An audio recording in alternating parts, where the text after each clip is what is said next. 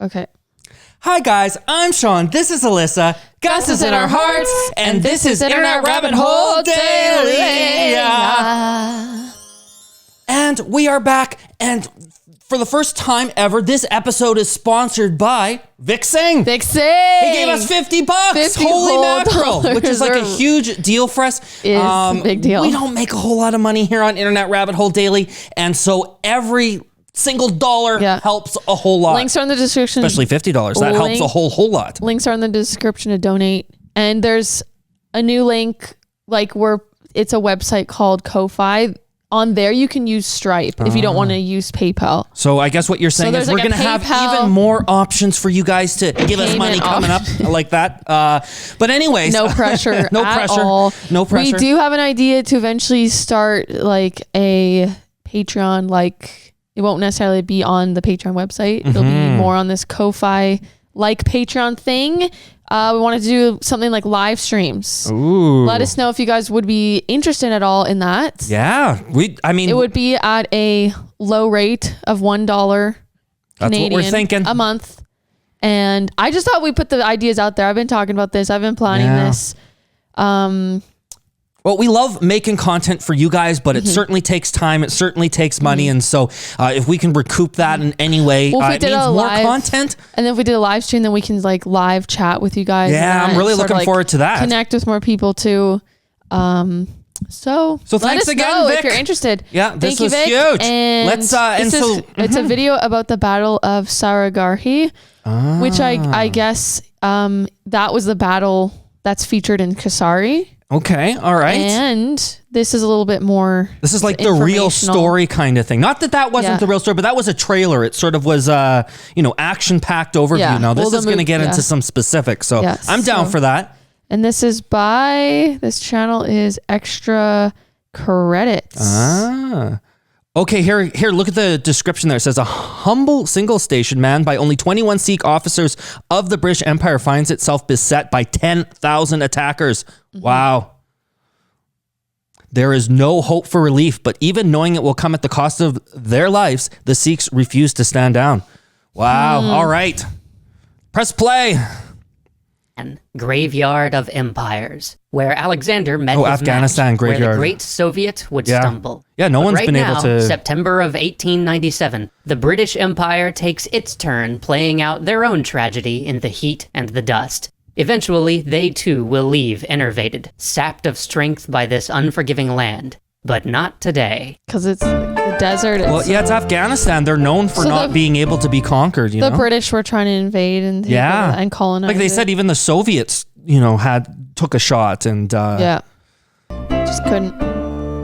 In 1857, a great uprising had swept through India and nearly displaced the British forces there. Since then, the British continuously fought smaller rebellions to hold on to the jewel of their empire. Today is September 12th, 1897. Dawn comes to the very boundary of empire. We stand in the uncontrolled borderland that would today be just on the Pakistani side of the Pakistan-Afghanistan divide. The British Empire has been trying to consolidate its hold on this wild, untamed region for some time. They've built a string of forts to help them project power into the mountains tribeland. In this string of forts, there are two named Fort Gulliston and Fort Lockhart. And between these two forts stands a tiny, threadbare village called Saragarhi. It is this village that concerns us today. Because in that village, the British had established a signaling post so that Fort Gulliston and Fort Lockhart could communicate with each other. And they had manned that post with a handful of Sikhs. Dawn breaks. The men wash, go through their morning meditation, affix their turbans, and begin their day. Over the last 10 days, there have been probing attacks on the forts. There's a sense that something is brewing. Everybody is on high alert. The Sikhs man their posts and begin their... Sorry, but there's no arms. There's no necks. Yeah, it's cute. They're like little cartoony but it's just versions. Like a hand. It reminds me of that video game Rayman, I think. He's the one that's like that, morning tasks. The air is dry, thin in the mountain passes. The day is clear.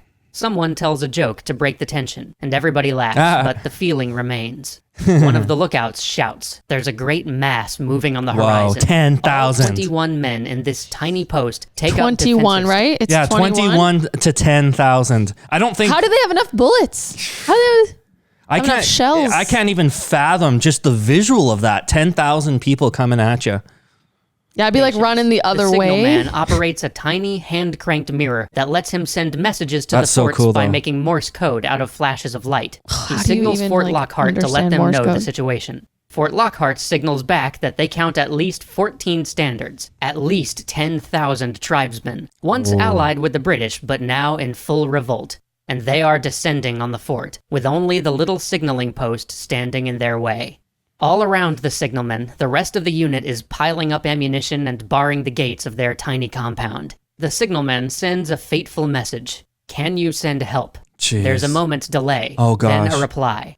No. Oh. They won't get there in time, and they can't leave the fort unguarded. The men in the signaling unit gather around their commander, Wow. Ishar Singh, knowing that they could still make a break for it. Yeah. But Ishar calmly tells them what they are, in their hearts, already prepared for. They will stay, and they will fight. They will delay the oncoming tribesmen as long as possible. They will buy the forts the time they need to call in reinforcements. There is no disagreement, no mutiny or desertion. Whoa. There is only a quiet acknowledgement as the men get back to work. The signalman returns to his mirror. Throughout the day, he will never stop relaying the events. Wow. The sound of the Right till the onrushing very end. horde grows louder. Rifles crack. Then the horde is upon them, assaulting the outer wall.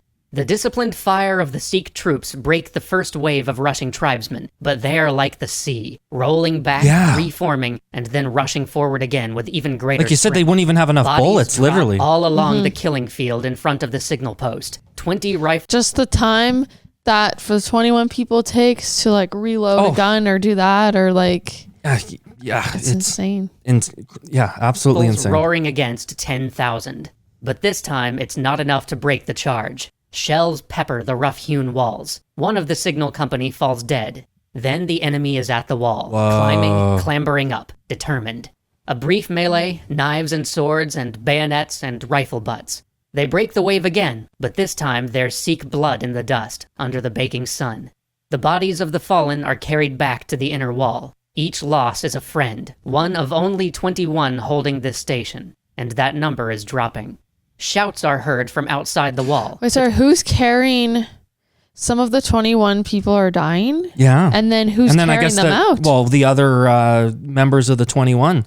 What? Because then they have like no one there to... Yeah. I just want to rewind it for a sec. Hewn walls. One of the signal company falls dead. Then the enemy is at the wall, climbing, clambering up, determined. A brief melee, knives and swords and bayonets and rifle butts. They break the wave again, but this time there's Sikh blood in the dust, under the baking sun. The bodies of the fallen are carried back to the inner wall. Each loss is a friend, one of only 21 holding this station, and that number is dropping.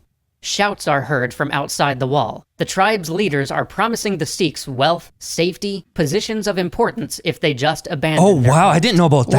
Wow. No man budges. The sun falls low on the horizon. It's an interesting situation. So there's like Sikh soldiers who are... Allied with the British. Because the British had colonized that area. I guess so. I don't know. Like they had their forts I established don't know in this exactly how they little got all land. tied up, but I'm assuming, that They're sort of was, like a part of that. the army.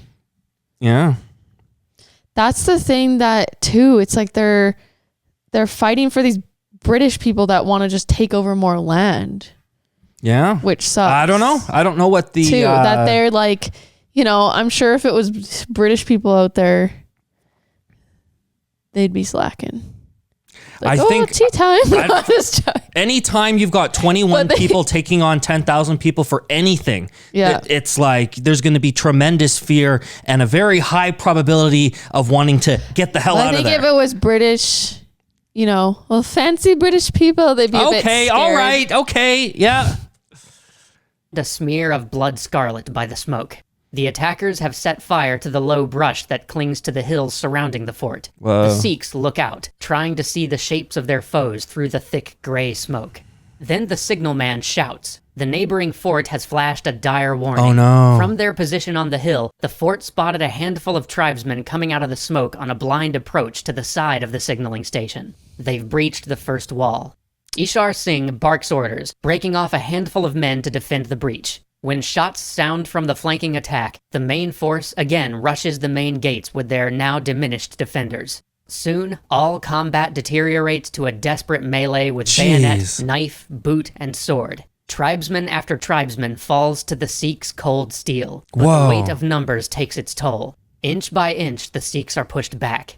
Each soldier of the signal post sells his life dearly, slaying dozens for each defender that falls. But soon there are only a handful of the signal troops. Oh, it's just insane. Because wouldn't they have like 3 or 4 or 5 men on one person? Like one Sikh? More than that. Remember, there's 21 of them. Like, much less at this point. Like and then a 10,000. movie. It would be like Jack Sparrow and Pirates of the Caribbean. Yeah. Like they're just like. I can't even fathom. Yeah. It's insane. Left. Ishar Singh orders his men to fall back, to retreat to the comparative safety of the inner wall and remount a defense. But they can't break and get through the gate without giving their attackers an opening to force their way through. Ishar knows this. Oh, so they're still like behind the wall. He tells his men to go, and then bellows, charging the swarming tribesmen with sword and pistol in hand. Oh, wow. For a few valiant seconds, he cuts down attacker after attacker, and then... So I see they're sort of like climbing up the wall, one by one. And so they're like... They climb... It sounds like there's at least a couple of different walls. There's sort of like an outer wall and maybe an inner wall, and it looks like he's sacrificing himself to maybe make sure that they can close that gate or close that opening. Okay. Why was it open again? Well, because they wanted to retreat more to the... They wanted to get back to the inner wall so that they could remount a they had defense. to retreat, so it had to be open for them to go, and then now they got to shut her off. That's right. Overwhelmed. His blood stains the rock, but it is enough. His men have taken to the inner wall and formed a second defensive position. He knew, and they know, that the position is still hopeless, but it'll buy the forts more time and cost their assailants more dearly. Fewer than a dozen men now stand to return fire. Every shot fired into the swirling mass before them is almost certainly fatal, but axes and clubs and rifle butts hammer against the thin wooden gate to the inner wall. It's not long before the gate comes crashing down. The signalman sends out one final message, requesting permission to take up his rifle. Wow. When the fort grants it, he packs his signal gear back up in its leather case and affixes his bayonet to his rifle. Jeez. The men from the fort... Okay, wait, he asked permission to... Well, because he was the signal person, and so he's been signaling this whole time. Hey, keeping the lines of communication. Help? In other words, it's like, we got 12, guys. We could use 13 in this situation against 10,000, like... Well, he knew what was coming. Watch as the signalman moves to hold the door to his small signal shed. Why don't the people sitting in the cushy little other fort help? Well, they already sort of explained that. Yeah, they couldn't compromise that one to save this one because then you're. So they were in a very difficult spot. He is the last Sikh alive in the fort. For a moment, they cheer as he fells one tribesman and then another, and then 18 more. The tribesmen pull back, and for a moment the troops are hopeful, but then they see the smoke. The assailants have lit the signal station on fire. Later, it will be reported that the signalman yelled the Sikh battle cry over and over as the fires burned. Wow. Bole so nihal, Sat Sri Akal, or shout aloud in ecstasy. True is the great timeless one. You've got do they all die? You've got British officers here or soldiers or whatever witnessing the whole thing. So they've got they're actually cushy they can't do anything about it, but they're able to confirm all of the events that are happening here. Having some crumpets. But the 21 Sikhs stand have bought their neighboring forts the time they needed. By the time the rebelling tribesmen attack, the forts have been reinforced, and they succeed in turning back the tide. When at last the British retake that little signaling post in that tiny mountain village of Saragarhi, they find that the 21-man signaling unit had left behind hundreds of enemy casualties. The Battle of Saragarhi is the only time in British military history where every single soldier involved in a military action was awarded the highest military honor available to them. You can argue how much impact their sacrifice had, of course. The British would lose all influence over Afghanistan in less than 25 years, and would lose control over India 1 month before the 50th anniversary of this battle. But this battle serves to remind us of all the groups that have sacrificed to make great nations great. The groups that we sometimes forget when we talk merely about the history of great powers and movements on the world stage. And that alone is something worth remembering, even 120 years later. Wow.